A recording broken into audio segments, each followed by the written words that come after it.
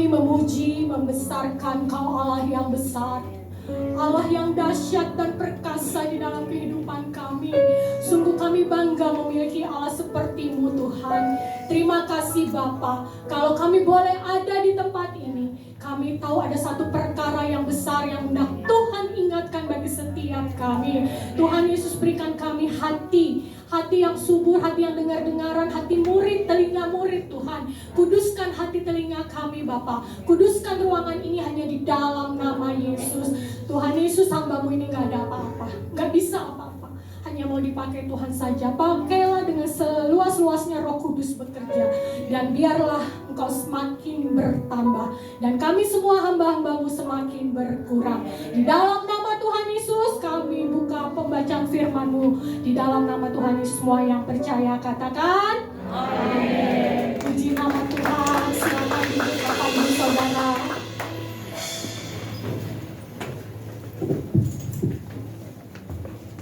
Shalom.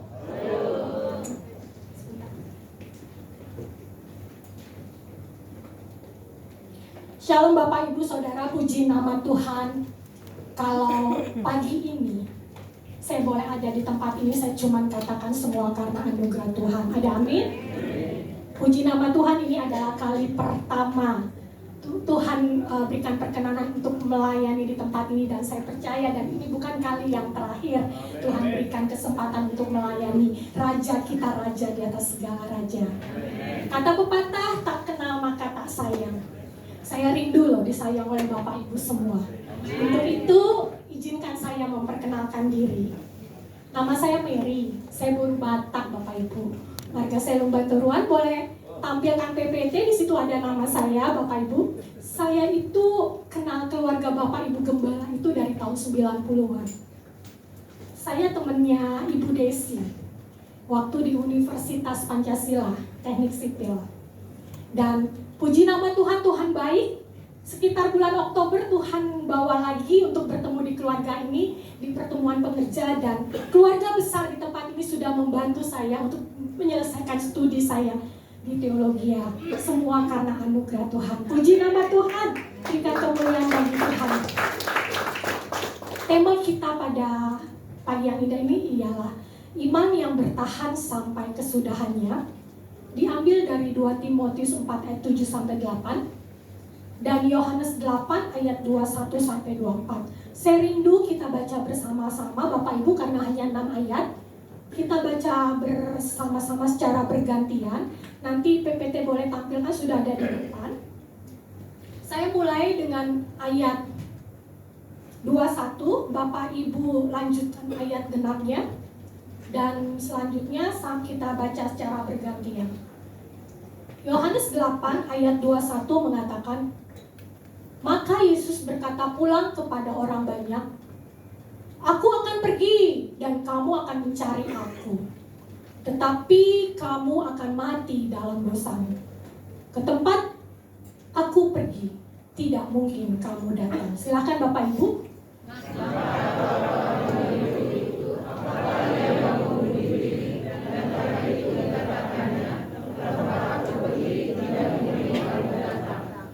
Ayat 23 saya baca kembali. Lalu ia berkata kepada mereka, kamu berasal dari bawah, aku dari atas. Kamu dari dunia ini, aku bukan dari dunia ini. Ayat 24. Kita lanjutkan 2 Timotius 4 ayat 7. Aku telah mengakhiri pertandingan yang baik. Aku telah mencapai garis akhir. Dan aku telah memelihara iman. Ayat 8 bersama-sama, 3, 2 ya. Sekarang telah tersedia bagiku mahkota kebenaran yang akan dikaruniakan kepadaku oleh Tuhan, Hakim yang adil pada harinya. Tetapi bukan hanya kepadaku, melainkan juga kepada semua orang yang merindukan kedatangannya. Amin. Bapak Ibu, izinkan saya membuka dengan satu ilustrasi. Ada seorang anak muda, kaya raya, pengusaha. Apapun yang dia mau dia bisa beli, Bapak Ibu. Namun dia tidak punya waktu untuk menyembah Tuhan saat teduh. Jangankan setiap hari, 2 jam saja, 1 minggu sekali dia tidak punya waktu. Dia katakan time is money, waktu adalah uang. Dia sangat menghargai waktunya untuk bekerja. Dia menomorduakan Tuhan. Suatu ketika pemuda ini mengalami kecelakaan. Dan saat itu juga dia meninggal. Kira-kira nih Bapak Ibu, kemanakah pemuda ini pergi? Kepada kehidupan yang kekal atau kematian yang kekal? Beberapa bulan yang lalu Bapak Ibu, di suatu hari Sabtu jam 10 pagi, saya dapat kabar sahabat saya meninggal. Sore harinya jam 6 sore, hari yang sama, saya dapat lagi kabar mama dari sahabat saya yang lain meninggal. Besoknya hari Minggu, saya dapat kabar lagi om saya, sepupu dari mama saya, juga meninggal. Bapak Ibu, tidak ada yang tahu hari terakhir kita. Atau mungkin izin bertanya nih, mungkin ada jemaat dari MTH Square, ada yang tahu hari terakhirnya? Tidak ada yang tahu. Tidak satupun orang yang tahu hari terakhir kita. Baik dia orang kaya, menengah ke bawah, kaya, tua, muda, besar, kecil. Tidak ada yang tahu hari terakhir kita. Seringkali kita sibuk Bapak Ibu. Sibuk mempersiapkan masa depan anak, karir dan sebagainya. Tapi kita lupa untuk mempersiapkan hari terakhir kita. Yang tak kalah penting Bapak Ibu, bagaimana akhir kehidupan kita, bukan hanya di awal kehidupan kita. Apakah kita menerima mahkota kebenaran itu? Dalam pembacaan kita tadi Bapak Ibu, dikatakan di sana, ada 3 kali saya temukan, kamu akan mati dalam dosamu. Kalau sampai 3 kali Bapak Ibu dikatakan, itu artinya sudah serius. Itu adalah alarm. Masalah terbesar bukannya besarnya dosa kita Bapak Ibu, tapi adalah respon kita kepada Tuhan. Izinkan saya mengatakan satu hal. Yang paling menakutkan ketika saat itu tiba, hari terakhir kita tiba, kita ditemui tidak siap. Boleh slide tampilkan? Dalam Yohanes 8 ayat 21 sampai 24 Bapak Ibu. Ini terdiri dari 3 perikop. Dengan perikopnya Yesus bukan dari dunia ini. Di awal perikop di ayat 21 dikatakan Yesus berkata pula kepada orang banyak. Saya cek nih Bapak Ibu dari TB2-nya. Dikatakan di sana kalau dalam TB2 terjemahan baru yang edisi 2 dikatakan Yesus berkata lagi kepada mereka. Saya penasaran Bapak Ibu, mereka ini siapa? Lalu saya manjat satu perikop di atasnya, ayat 12 ke 20. Dalam perikop Yesus adalah terang dunia. Ternyata sama, di awal perikop itu dikatakan Yesus berkata pula kepada orang banyak. Di TB2-nya Yesus berkata lagi kepada mereka. Wah, semakin penasaran saya Bapak Ibu. Siapa yang dimaksud mereka ini? Lalu saya manjat ke perikop di atasnya, 1-11. Dalam perikop perempuan yang berzina. Ternyata Bapak Ibu, mereka itu yang dimaksud adalah orang-orang Farisi dan ahli-ahli Taurat. Ketika Yesus berada di Bukit Zaitun, pagi-pagi dia mengajar. Lalu datanglah orang-orang Farisi, ahli-ahli Taurat, membawa satu orang perempuan, Bapak Ibu, yang kedapatan berzina. Dan berkata kepada Yesus, Guru, perempuan ini kedapatan berzina. Dalam kitab Taurat Musa dikatakan, orang yang seperti ini harus dilempari batu. Bagaimana dengan pendapatmu? Tapi Yesus tidak menjawab Bapak Ibu. Dia malah ngambil respon, duduk dan menulis di tanah. Orang-orang Farisi ahli Taurat ini mendesak, Guru, terus mendesak Yesus. Dengan maksud untuk mencari kesalahan Yesus. Dengan maksud untuk mencoba Yesus. Dan akhirnya Yesus berdiri dan berkata, siapa di antara kamu yang tidak berdosa? Hendaklah ia orang pertama yang melempari perempuan itu dengan batu. Dan apa yang terjadi Bapak Ibu? Ternyata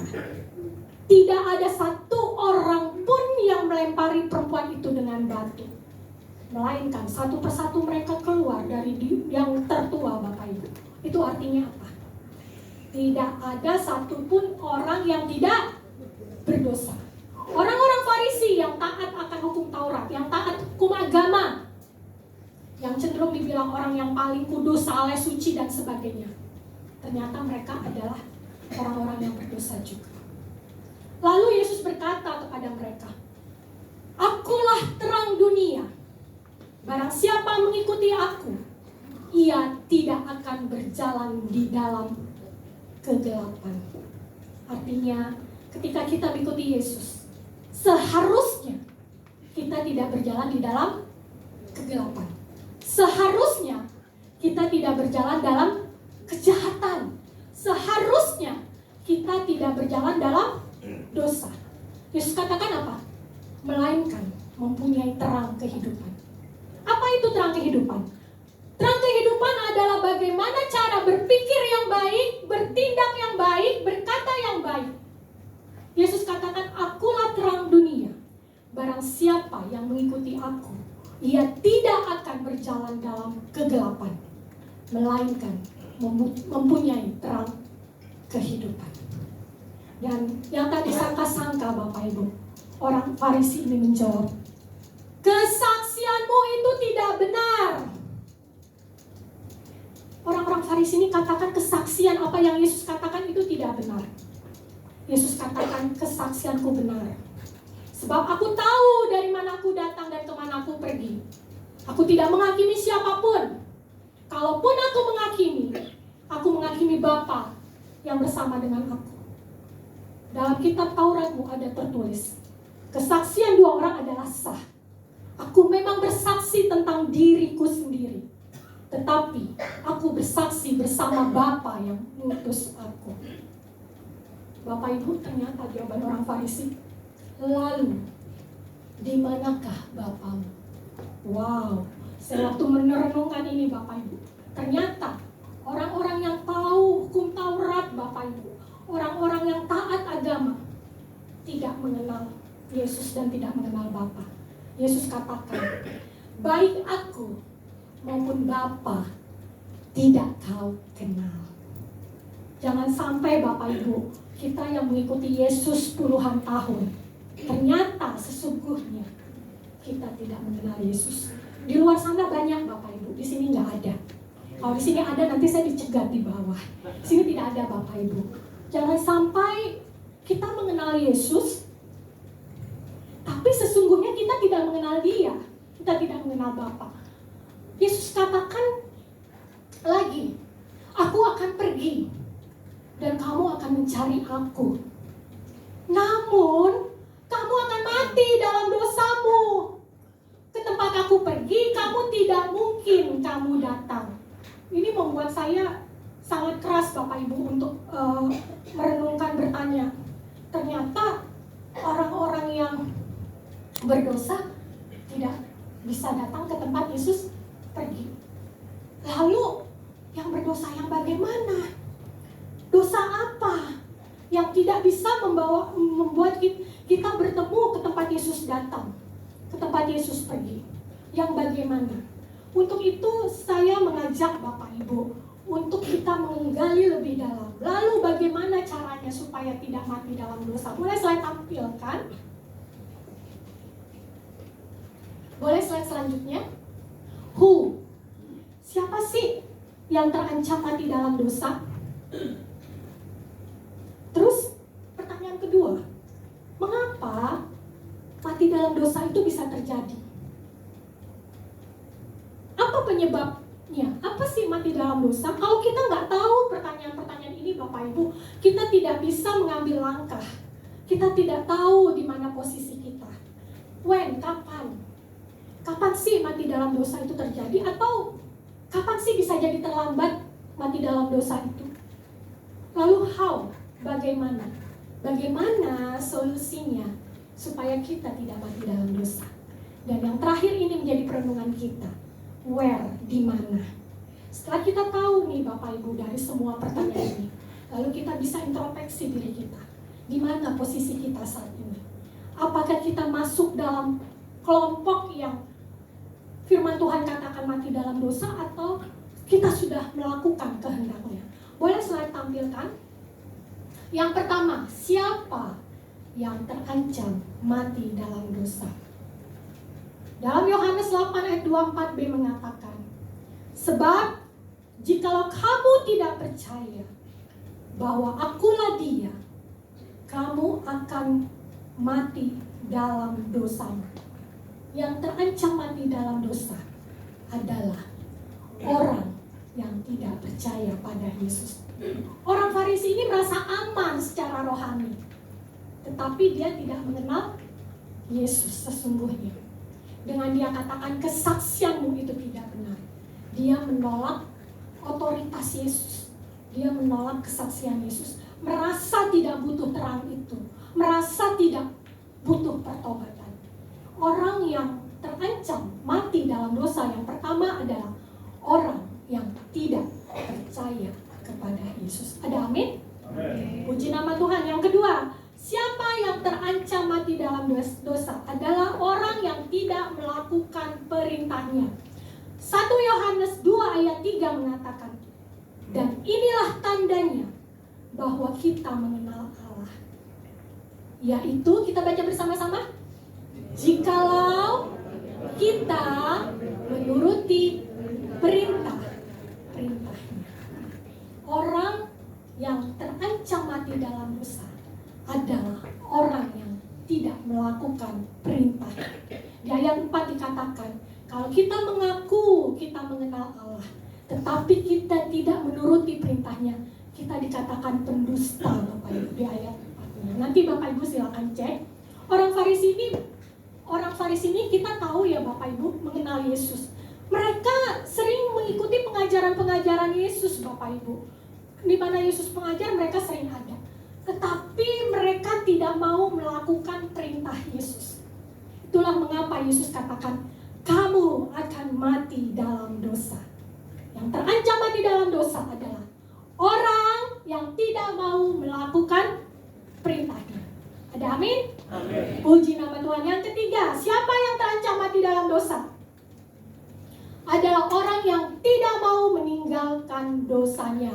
Dalam Yohanes 8 ayat 11 dikatakan, dalam perikop perempuan yang berzina tadi Bapak Ibu, ketika orang-orang Farisi satu persatu keluar, pergi meninggalkan perempuan itu, hanya tinggal Yesus dan perempuan itu. Yesus katakan, di mana mereka? Tidak adakah yang melempari engkau? Aku pun tidak menghukum engkau. Pergilah dan jangan berbuat dosa lagi. Artinya Tuhan Yesus tidak mau setiap kesayangannya seperti kita Bapak Ibu mati dalam dosa, hidup dalam dosa. Ini firman Tuhan yang katakan, jangan berbuat dosa lagi. Orang yang terancam mati dalam dosa adalah orang yang tidak mau meninggalkan dosanya. 3 hal Bapak Ibu. Orang yang terancam mati dalam dosa, yang pertama, orang yang tidak percaya pada Yesus. Yang kedua, orang yang tidak mau melakukan perintahnya. Yang ketiga, orang yang tidak mau meninggalkan dosanya. Tentunya kita semua tidak mau menjadi bagian orang yang terancam mati dalam dosa. Amin. Amin. Amin. Amin. Akulah jalan kebenaran dan hidup. Barang siapa yang datang harus melalui Yesus. Bapak Ibu, keselamatan itu hanya melalui Dia. Tetapi kita harus hidup di dalam terangnya. Kita harus hidup di dalam Yesus dan mempertahankan terang itu. Penolakan terhadap Yesus, itulah yang menyebabkan kita mati dalam dosa. Obat itu ada buat orang sakit, betul? Tapi kalau orang sakit tidak mau makan obat, apa dia bisa sembuh? Gak bisa. Keselamatan itu sudah ada, adalah anugerah.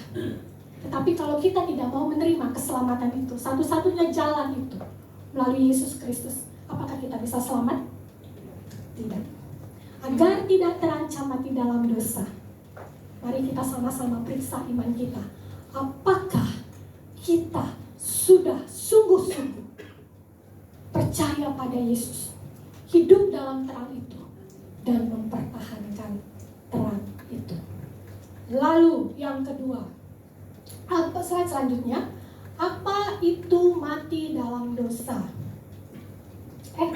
Yang kedua, mengapa mati dalam dosa ya?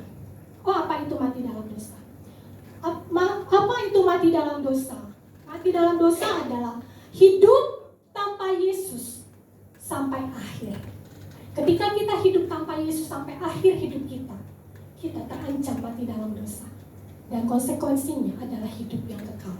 1 Yohanes 2:6 mengatakan, barang siapa mengatakan bahwa ia ada di dalam Dia, ia wajib hidup sama seperti Kristus telah hidup.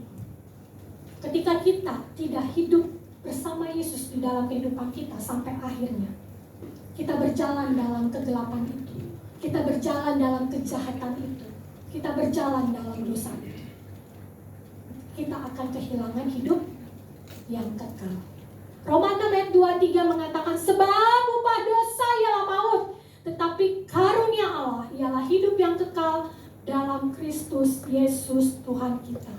Dosa digambarkan bukan hanya perbuatan Bapak Ibu, tetapi suatu keadaan yang belum diperdamaikan dengan Allah. Untuk itu Bapak Ibu, mari kita periksa iman kita, supaya kita tidak hidup dalam dosa itu. Lalu yang ketiga, mengapa mati dalam dosa bisa terjadi? Boleh slide selanjutnya? Ya, ini benar. Karena adanya ketidakpercayaan. Yohanes 8:24b mengatakan, sebab jikalau kamu tidak percaya bahwa akulah Dia, kamu akan mati dalam dosamu. Yang jadi akar masalahnya Bapak Ibu, bukan karena kita tidak tahu pengetahuan akan firman Tuhan, tetapi karena kita menolak satu-satunya jalan keselamatan itu. Bukan karena dosanya yang besar Bapak Ibu, tetapi karena kita tidak melakukan apa yang Dia perintahkan. Bukan karena tidak adanya keselamatan Bapak Ibu, tetapi karena kita menolak keselamatan itu Bapak Ibu. Dan bukan karena Tuhan tidak mengasihi, tetapi karena adanya hati yang keras. Orang Farisi merasa benar, tapi Tuhan katakan, kamu akan mati dalam dosamu. Perempuan itu Bapak Ibu benar-benar berdosa Bapak Ibu. Dia dengan malu datang ke tengah-tengah, tetapi dia datang kepada Yesus. Dan Yesus tidak menghukum, Yesus mengampuni. Dan Yesus katakan, jangan berbuat dosa lagi. Dia mendapat hidup yang baru. Dia mendapat kesempatan hidup yang baru. Jangan keraskan hati kita dengan ketidakpercayaan pada Yesus, sebab itu membawa kita mati dalam dosa. Lalu yang selanjutnya, kapan terjadi? Kapan menjadi terlambat sih? Yohanes 8:21 mengatakan, maka Yesus berkata pula kepada orang banyak, aku akan pergi dan kamu akan mencari aku, tetapi kamu akan mati dalam dosamu. Ke tempat aku pergi, tidak mungkin kamu datang. Suatu tragedi bukan Bapak Ibu? Ketika kita mau bertobat, tapi kita nggak bisa, nggak ada kesempatan. Kesempatan itu sudah hilang. Ada penyesalan, tetapi penyesalan itu tidak menyelamatkan. Kalau Roh Kudus masih berbicara, itu artinya masih ada kesempatan. Kesempatan itu ada bukan berkali-kali. Kesempatan itu ada selagi kita masih hidup. Ketika waktu itu tiba, kita tidak punya kesempatan lagi Bapak Ibu. Sekarang waktunya anugerah Bapak Ibu. Kalau nanti sudah terlambat, kalau besok sudah terlambat, sebab tidak ada yang tahu hari terakhir kita. Ada amin? Amin. Kok tegang sih Bapak Ibu? Mengeri. Firman Tuhan ini bukan untuk menakut-nakuti Bapak Ibu, tapi mengingatkan saya dan saudara untuk kita hidup terus dalam terang itu, mempertahankan terang itu sampai akhir hidup kita, sampai kita mendapat mahkota kebenaran itu. Ada amin? Berikan kemuliaan dulu buat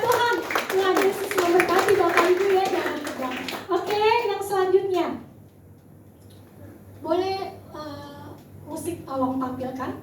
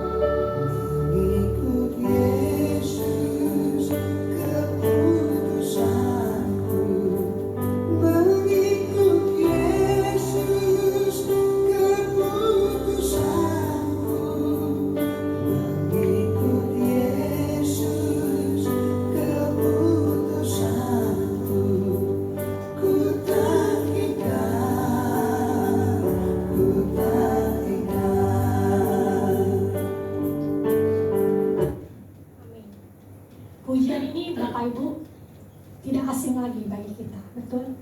Sering dinyanyikan di ibadah kita, di persekutuan doa kita. Tapi tahukah Bapak Ibu, ada satu kisah pilu di balik pujian ini Bapak Ibu. Pujian ini terjadi di sebuah desa kecil di tahun 1800-an, di sebuah desa kecil di India. Di sana ada satu keluarga yang terdiri dari bapak, ibu, dan kedua anak mereka yang menerima Yesus Tuhan sebagai Tuhan dan Juru Selamat.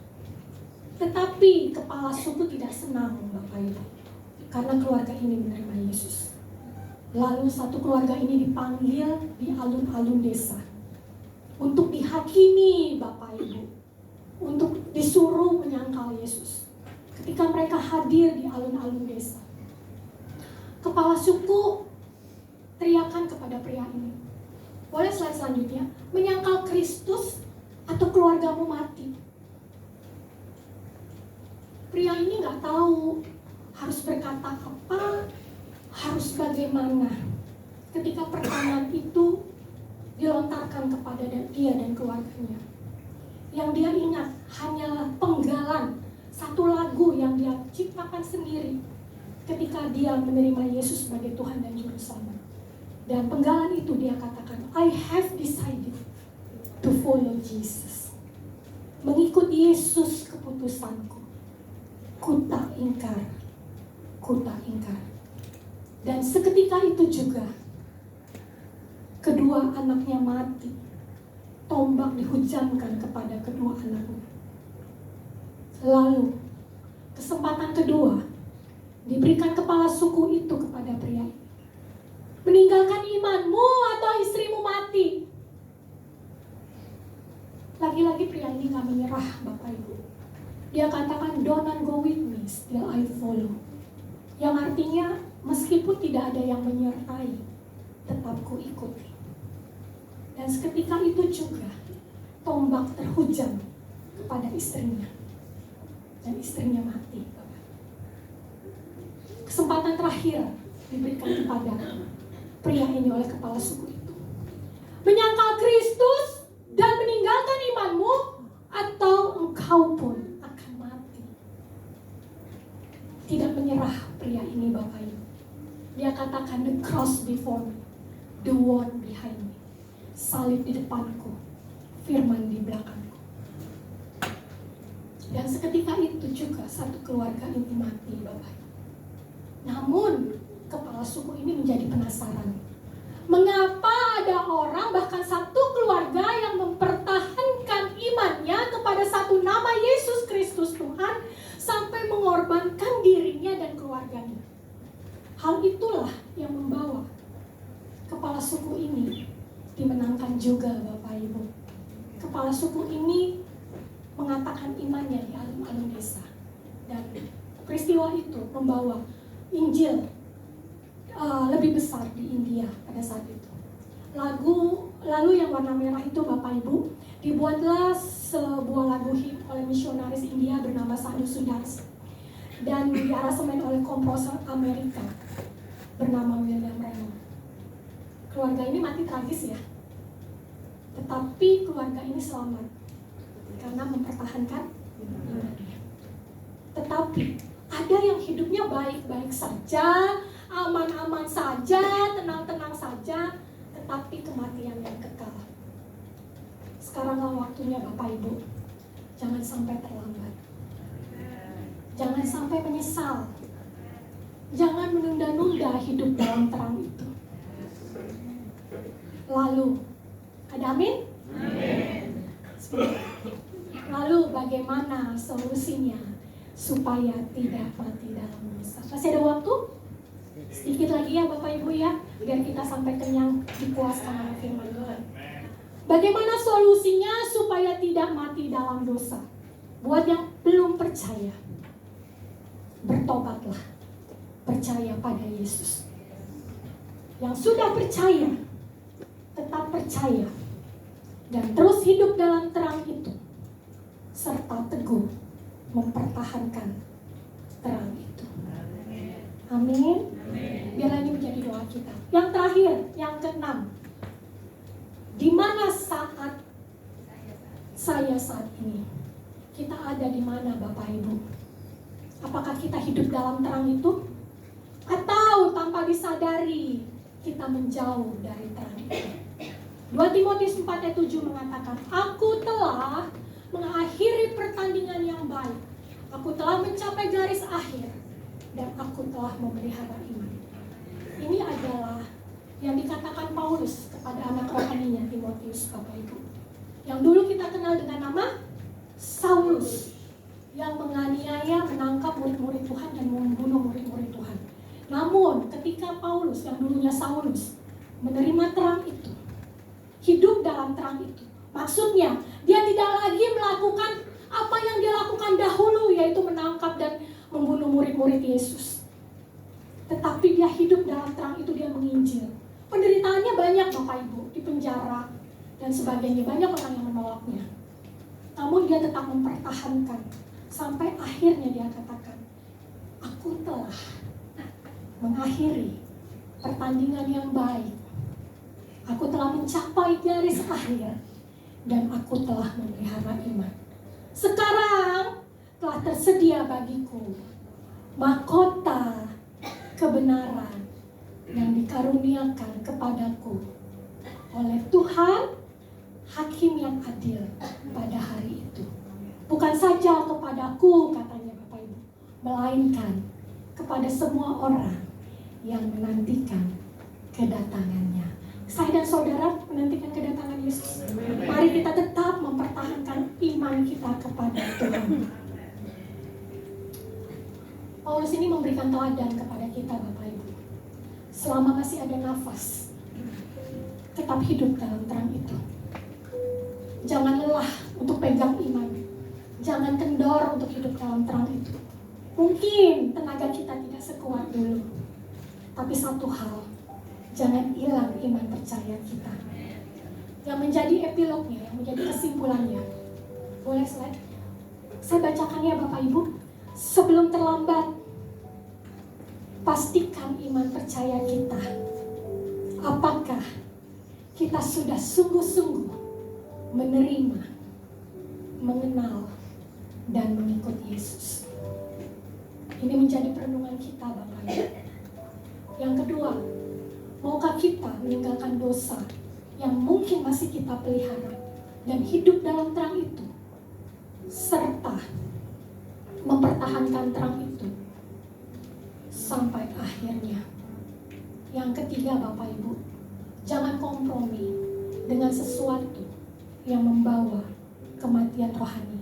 Pastikan kita bukan hanya menjadi orang yang pernah percaya, tapi pastikan kita menjadi orang yang tetap percaya. percaya. Iman yang bertahan pada kesudahannya adalah hidup dalam terang dan memelihara iman percaya kita sampai akhirnya Dia temui kita tetap setia. Amin. Tuhan Yesus memberkati. Boleh WL singer? Kita angkat satu pujian refnya saja yang sekali Yesus. WL singer tolong bantu ya, saya kurang bisa nyanyi.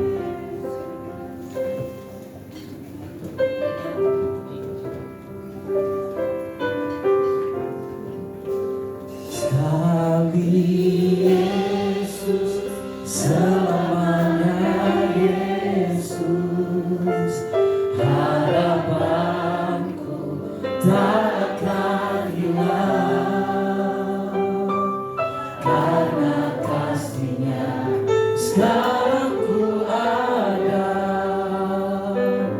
Oh Yesusku, ku cinta Kau selamanya. Sekali Yesus, selamanya Yesus, harapanku tak akan hilang, karena kasih-Nya sekarang ku ada. Oh Yesusku, ku cinta Kau selamanya. Bapak, inilah iman percaya kami. Terima kasih Tuhan kalau kami semua boleh diingatkan untuk kami boleh hidup sungguh-sungguh di dalam terang-Mu dan mempertahankan Engkau sampai akhir hidup kami. Sehingga kami bukan menjadi orang yang pernah percaya, tetapi kami menjadi orang yang tetap percaya. Hamba-Mu selesai Bapak, tapi Roh Kudus tidak selesai. Roh Kudus memberikan pengertian yang benar, berbicara, memberkati setiap umat-Mu. Biarlah segala kemuliaan hanya bagi-Mu. Hanya di dalam nama Tuhan Yesus kami berdoa dan mengucap syukur. Semua yang percaya katakan amin. Puji nama Tuhan Yesus memberkati.